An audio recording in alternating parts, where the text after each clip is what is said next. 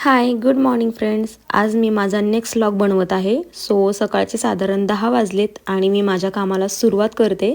आज मी एक ड्रेस बनवते माझ्या फ्रेंडसाठी. आज तिचा बड्डे आहे आणि त्यासाठी मी तिला हा ड्रेस गिफ्ट करणार आहे. हा ड्रेस तयार करून मला तिच्या बड्डेसाठी बारामतीला देखील जायचं आहे. मी ड्रेस तयार केला, पॅकिंग केला आणि निघाले. हे सगळं करता करता मला जायला 4 वाजले आणि मी माझ्या फ्रेंडच्या शॉपवरती गेले. नंतर आम्ही सगळे फ्रेंड्स मिळून बड्डे गर्लकडे गेलो.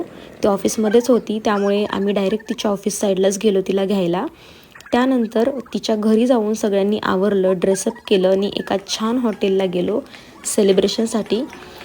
तिथे आमच्यासोबत त्या हॉटेलच्या स्टाफने देखील सेलिब्रेशनमध्ये आम्हाला साथ दिली. खूप छान सेलिब्रेशन झालं.